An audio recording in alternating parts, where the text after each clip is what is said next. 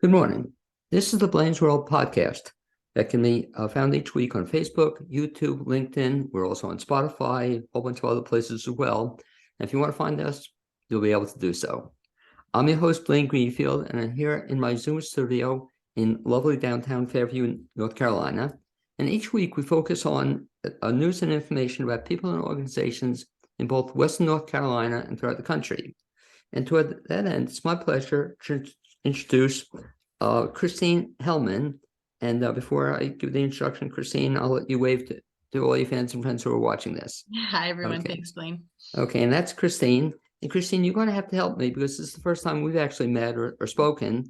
So I'm going to kind of put the burden on you and kind of ask you to give your Reader's Digest background as to your summary as to your background. Yeah, thanks for having me. First of all, I just moved to Asheville about a year and a half ago. I'm an actor and a movement teacher from New York City, and I also do intimacy and consent and boundary work.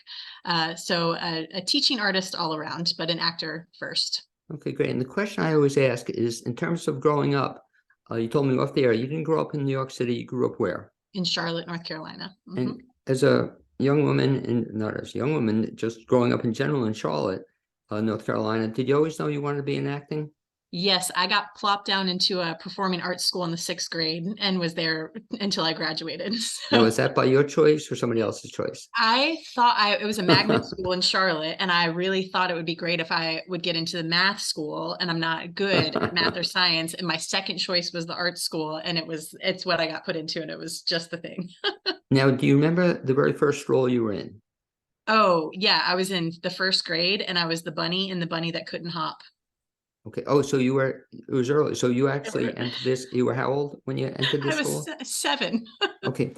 Because I ask you that for a reason, and I had this great idea for a fundraiser for Magnetic Theater or some other local theater.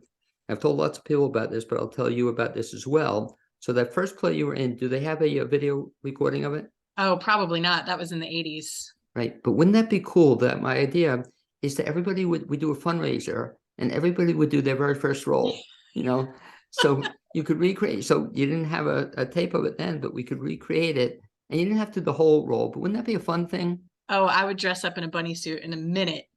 And don't you think other people would come to see it? I think that's a great idea. I've told it to the folks at Magnetic, and hopefully they'll pick it up or somebody will, but keep that in mind. So you graduate from being a bunny, Rabbit. Yes. And by the way, do you still remember your lines? I don't. I just remember that I got cast because I couldn't sing, and it was the only non-singing part.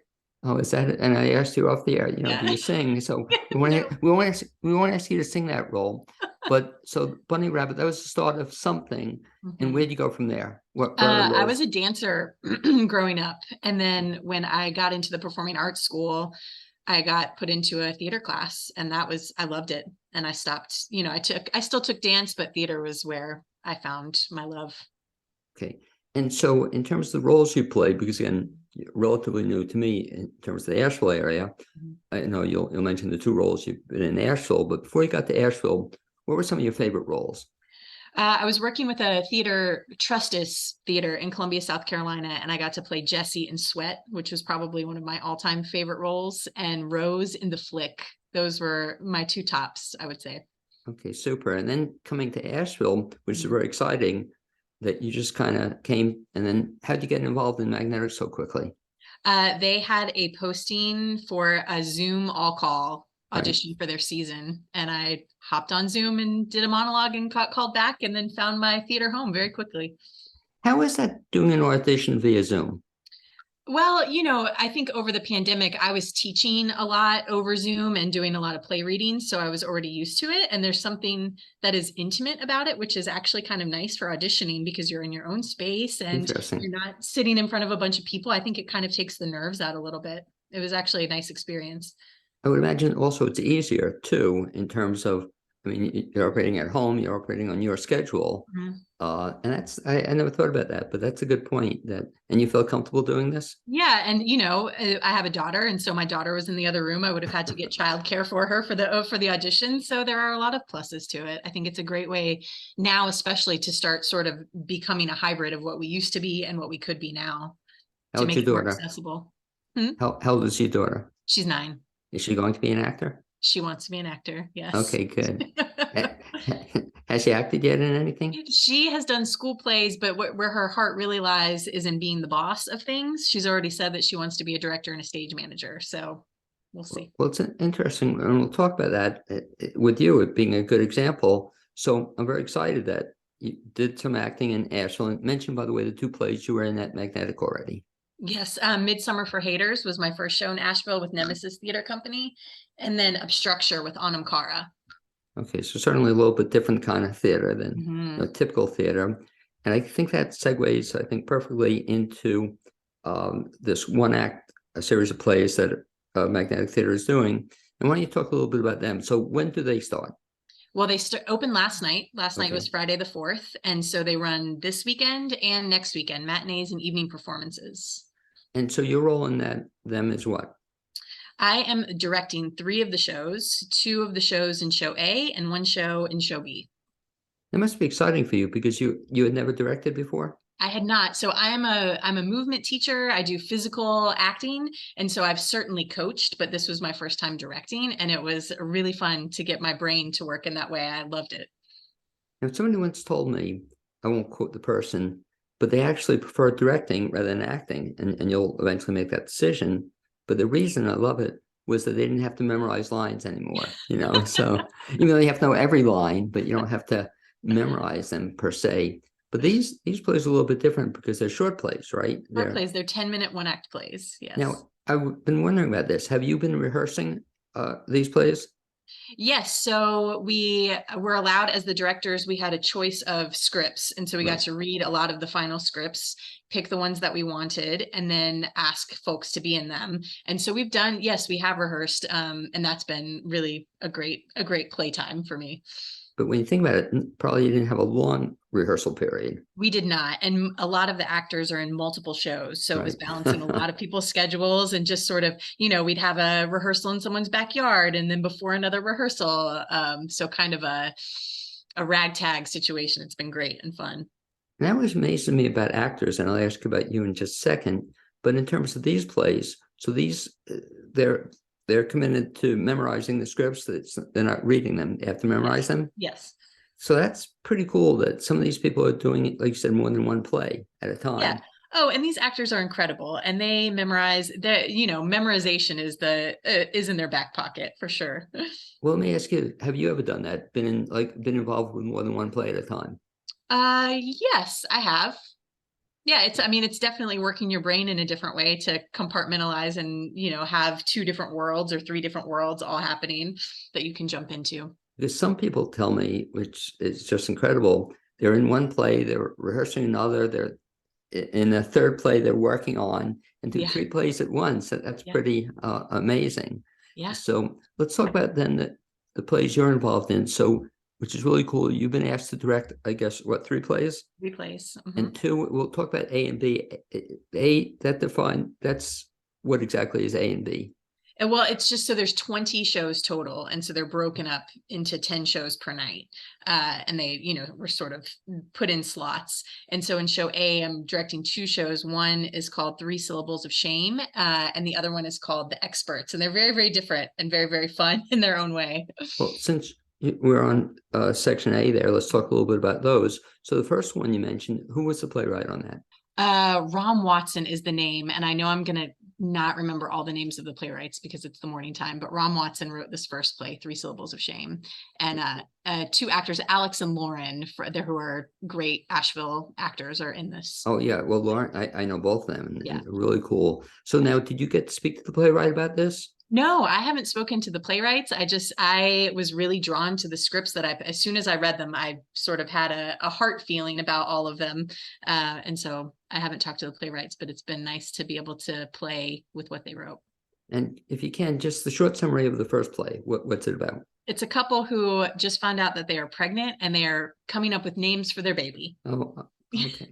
So anyway, I'm really anxious to see that because we're trying to come up with names for our cat, so. Well, you might find a lot of good, very interesting 3-syllable names for your cat. Oh, it's funny you said that because we're debating, my wife and I, about, I said we should have 1-syllable names and it should end with E or something. But that's a really cute premise. It is. And it really touches on the relationship between the two people. And so it's lovely to watch two actors connect like that. And then you see how people are, sort of navigating through the stress of having a baby and who really love each other. It's And very again, do you have the last names handy? You mentioned Alex and Alex and Lauren. Oh my gosh. My brain is not working this morning. They're my buds. They're my friends. Alex okay, and Lauren, they were both in I'll dig it up Midsummer. as we're talking. But wait, I think I have it. So this is section A, is that right? Section So A, it's yes. Alex McDonald, Yeah.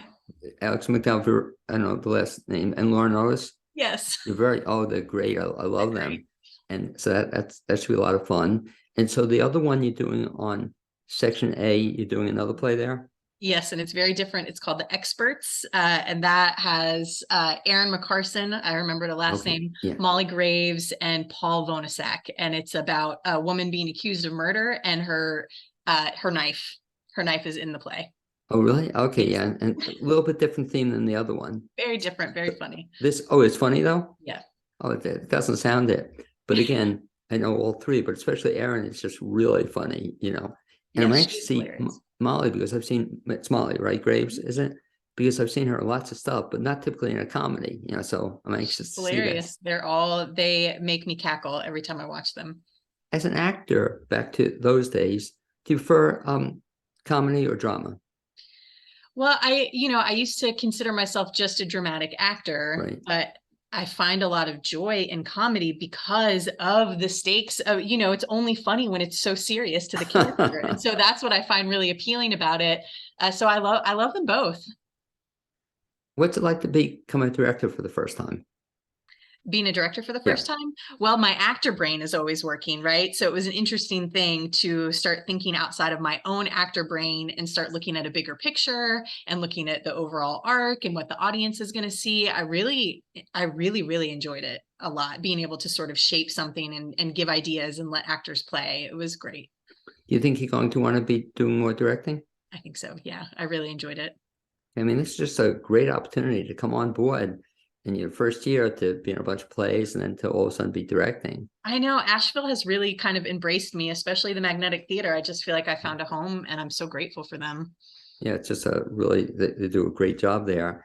And just love the whole idea of these one act plays, and told my wife that, hey, even if you don't like every play, you'll like at least something, so that Well, there and are it's an opportunity for 20 playwrights to have their work out there. It's amazing. yeah, very cool. And most of this stuff has not been shown or done anywhere else. Is that it? I'm not sure of the specifics. I'm not sure if these one acts have been done in other places. For some reason, I don't think so. They haven't done a lot of play on that as well. Would you ever want to write a play? Well, I have shaped plays. So my writing partner and I, Dewey Scott Wiley, produced a play and it was based on interviews with real people. So it was a verbatim interview play. So, we didn't write it because it was other people's words, but we shaped and sculpted a play. So Do you see yourself writing a play somewhere down the road? I do. I do a lot of devised work also. So a lot of my work comes from physical improvisation and then becomes a script. So yeah, I do writing in that way. Okay. Let's talk then about the show you're going to be doing in part B, I guess. And again, I'm really looking forward to it because the beauty of this, you have a choice. You have like 6 different times or something to see the play of your choice. So B, I'll be coming this Sunday at 4. What's your play on Sunday? It's called The Driving Test. And again, it has Molly and a woman named Cam, who's wonderful. And it is all about a woman trying to start her new life by getting her driver's license. And it's very funny, but it's also very touching. I find myself drawn to things where people get to expose their hearts a little bit. So this one. And what's incredible, again, I don't know the other performer, but I know Molly, that's really cool that people can move you, I guess, within 10 minutes. I mean, that must be pretty powerful play and pretty powerful performers. Yes, absolutely. These actors are amazing. Yeah, and especially that they are in, like I said, several times at once. So you're doing the show. Talk a little bit about, if you would, Christine, the preparation involved in this. In other words, when did you get the gig that you're going to be directing these 3 plays, and how long have they been in rehearsal? Gosh, it hasn't been very long. It was my timelines. It's been a busy fall, but it was a couple of months ago, I guess, that we got the scripts and the rehearsal period. You know, all of these actors are so busy. So everyone's been in rehearsals for other shows. And so it's been about a month and a half of rehearsals, but not a lot of rehearsals. It's when we could get together. But these actors really, every time they came in, they were just ready to go and playing in new ways. And they're just brilliant. And I'm so glad they get to show. And so relatively short rehearsal period of Mhm. time, and also, I guess, a relatively short number of rehearsals you had. Oh, Oh total. yeah, I think we've had maybe 3 or 4 rehearsals, Yeah. not many at all.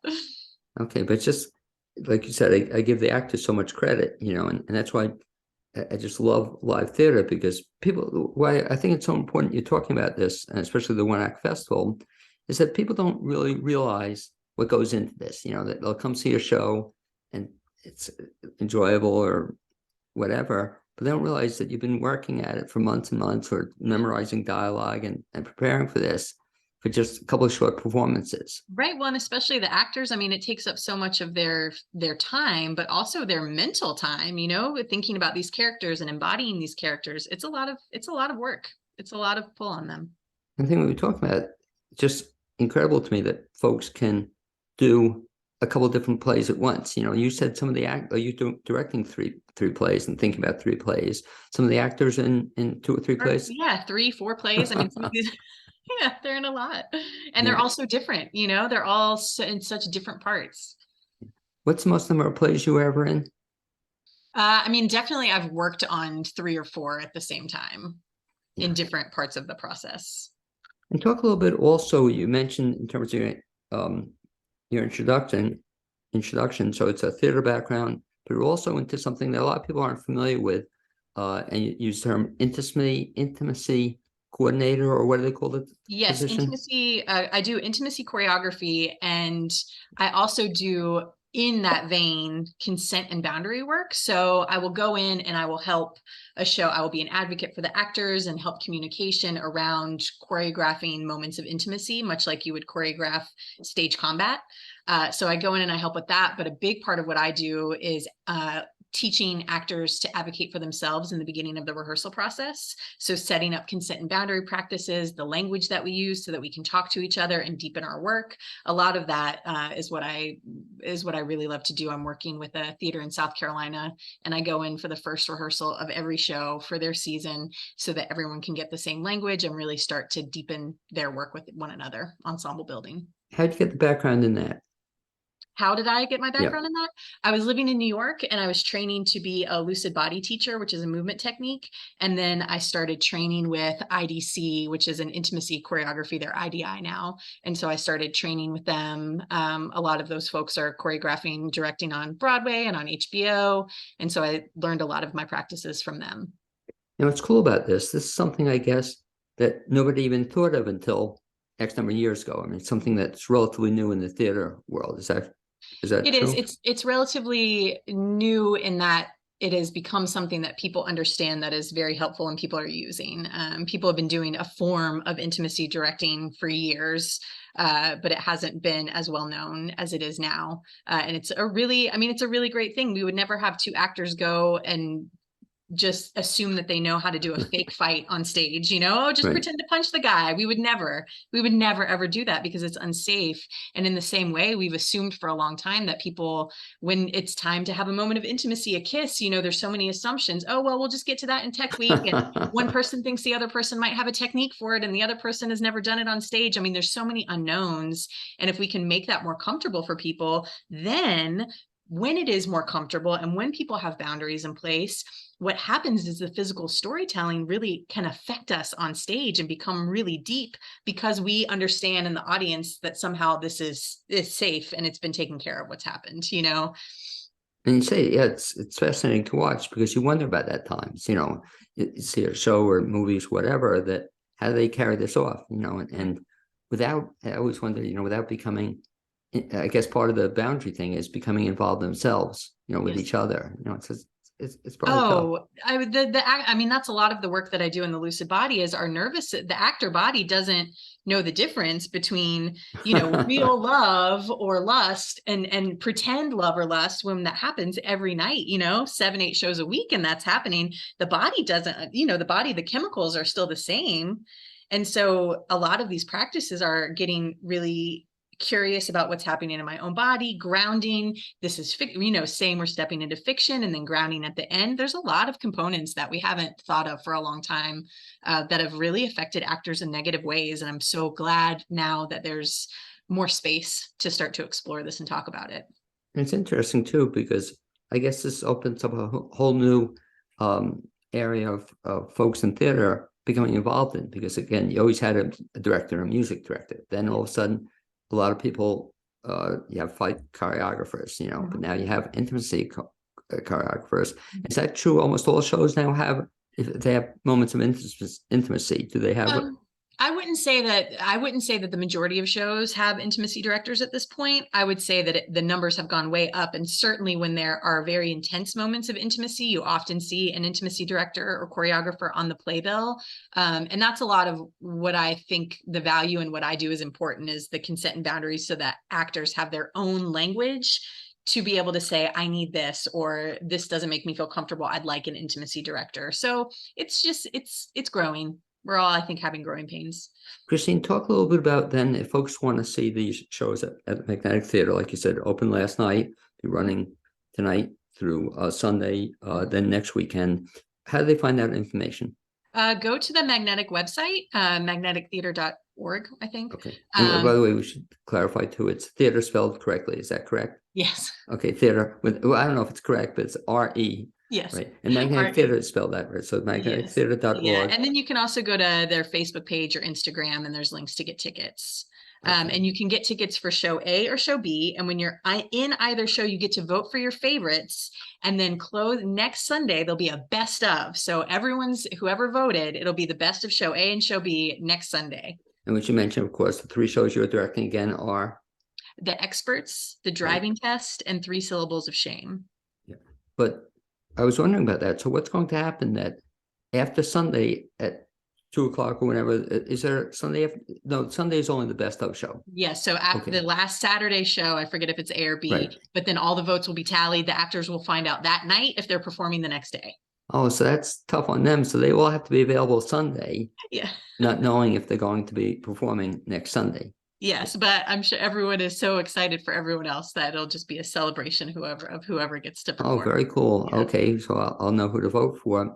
And let me move from there to one final question. In terms of after this weekend's over, what's coming up for you?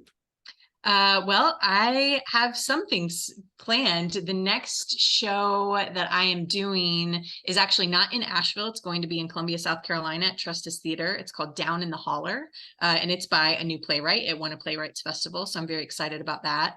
And I'm also right now working with Nemesis Theater Company, and we're working on a production for the spring, To Be Determined. Okay, being a good name for a show, To Be Determined. Yeah. And lastly, if folks want to get in touch with you, Christine, or follow your career, what's the best bet? You can look for me. My website is up and coming. It's always in flux right now. So you can find me on Instagram, Christine AG82. Okay. Are you on Facebook as well? I'm on Facebook. You can look up Christine Hellman. Yep. Okay. And you'll find you. Well, Christine, nice meeting you. And I certainly look forward to then seeing all 3 shows. So I'll see you one on Sunday. I'll see you there. Yep. Right. Will you be at all the shows? I won't be at all the shows, but I'm going to try and be at a good number of them. So. Okay, great. Anyway, I look forward to seeing you then. And maybe someday we'll even meet in person. Meet in person. Yeah, it's nice to see you. So thanks for joining me. And I just want to tell folks they're listening or watching the Blaine's World podcast. Hope to see you in the near future. Thanks.